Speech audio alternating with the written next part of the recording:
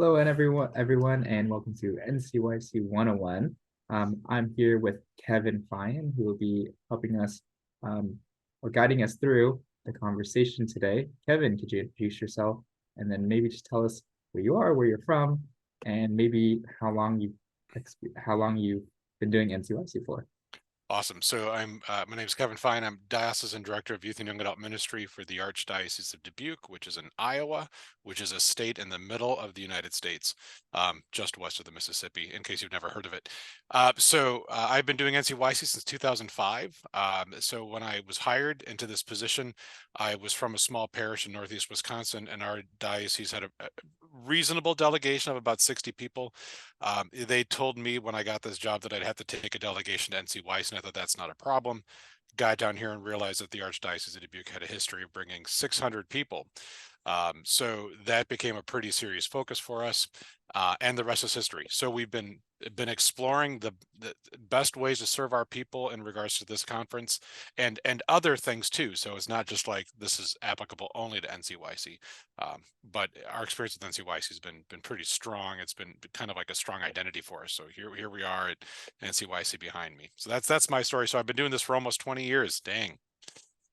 Getting into a job and all of a sudden going to NCYC, that's pretty crazy. But my next question for you is, why do you keep bringing young people to NCYC? Yeah, so it's a little bit of well, it's a lot of things. One is a squeaky wheel getting grease. The people in our diocese have come to expect that the archdiocese will support them. So our parish leaders, our school leaders, and so people keep asking for it. I mean, I wouldn't do it if 1,000 people weren't signing up. I mean that's just part of it. So it's not like we do a lot of promotion. It's NCYC's brand and reputation carries the weight. So like for us, we're responding to the needs and the hungers of the people of the diocese.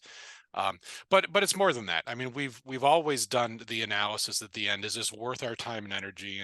And we look at surveys from young people. We look at feedback from group leaders and from the teens themselves. And there's just no evidence to support that there's anything better that we could be doing with our time or money. And that's a pretty big thing for me as an analyst. So like for me to know that this is good stewardship, it's proven to be year after year. The stories of kids who come back from this profound encounter, and the experience that only NCYC can provide, it's worth doing. So that's one of the things we've learned. It's worth doing, and if it's worth doing, let's do it with the energy it needs to be successful. Awesome. Could you share with some diocesan leaders or even group leaders kind of how your diocese does NCYC? I know some just let parishes do whatever they want, Yeah. but how do you guys do it? Yeah, so we've toyed with a lot of these different opportunities, and ways of managing the system. The way that we do it, and it's not the same, it's not going to work for everybody, but we have a universal package. We just have one offer. Our price point covers, these 8 things. Everybody buys into our system, and then we take care of them from there. So that's how our diocese does it. Our operating strategy is that we have a team here at the Archdiocese who can do logistics. We can review contracts, we can negotiate pricing, we can do bus lists and hotel lists, and we can do that busy work in the background. What we can't do is be in a long-term relationship with young people. So it's our job to make it as easy as possible for group leaders to do this so that they can spend their time in relational accompaniment with their minors and with the adults from their parish community as well. So that's our operating lens. One package, we keep it simple, as much as possible so that we can do the dirty work so people can do the relational work. That's kind of our vantage for how we do NCYC. Great. And for yourself and your role and position, what do you do amidst all of that? And maybe what do you suggest a diocesan director also do if they're trying to plan to do NCYC? Yeah, so we commit ourselves to, at this end, to the logistics. It sounds horrible, but we have 2 rules for NCYC that we ensure: no one dies and no one gets conceived. Like from our end, like that's our operative lens. We want to make sure our kids get there safe and get home safe, and we provide the system that makes that work. So we do things like we negotiate with the busing companies, the prices. We book with the hotels. We negotiate breakfasts, prices, and products. We work with Jimmy John's, for example, to have the largest order in the nation's history delivered to our buses on the Thursday night at NCYC. So we're still the record holder for that. We coordinate behind the scenes efforts so that we have adults on site supporting just our group leaders. We have hall walkers at night that are volunteers who aren't a part of a group, who just make sure our hotels are safe and that our kids are asleep at night so that our chaperones can get their sleep. We provide as many services as is reasonable, again, to equip the group. So it's not just me and it's not just Jim down the hall who does a lot of our logistics. We have a team of 20 people who volunteered just to come and support this program and work behind the scenes to support the whole system that we bring from the diocese. And they love it. It's kind of a win-win. They get to do something nice and they get to encounter this conference as well and know that they're serving their church. That's a pretty cool thing that we are able to do. So I don't know if that's what you were getting at, but as Yeah, far as what do I provide as far as services go, that's what our team does. fantastic. And you've been doing this for 20 years now. So what are some tips and tricks that a diocesan director can keep in mind, or even a group leader? Yeah, so I think the biggest one, I mean, there's a lot in this article that we put together that'll accompany this, but I think building partnerships is just the hugest piece of this. I've seen a lot of diocesan directors who start their conversations with their hotel contacts with the perspective of we're going to get as much from them as we can. And we've learned that turns into like a competitive situation.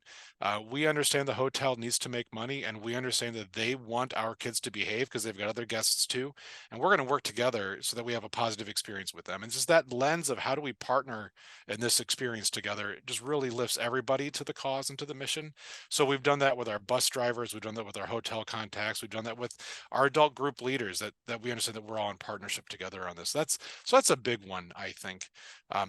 We anticipate what our young people are going to need before they get to NCYC. And again, this comes with experience that we used to realize that every night when we were at NCYC at 1 o'clock in the morning, our kids would be sneaking out of their room to go get a pizza from the lobby.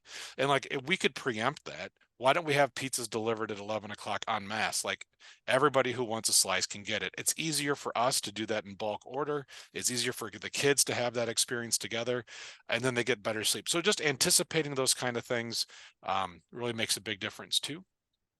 Let's see, we treat adults like adults. So our adults, we pamper them a little bit.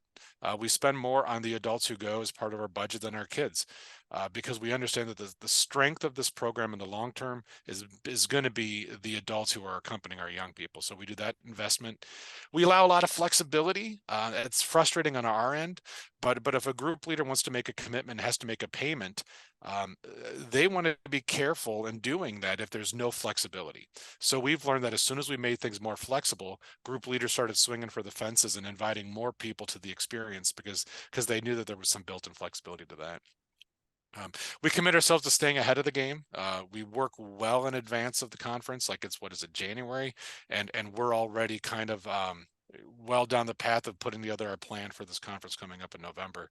So we're doing everything we can to preempt things, get ahead of the game, do the work we need to do, ask the right questions, and build a partnership, like I said, with our vendors that we work with, as well as the adults who we're serving, so that they can equip their kids. And that's probably the short and sweet of it. Right. That's great. That's a wealth of wisdom.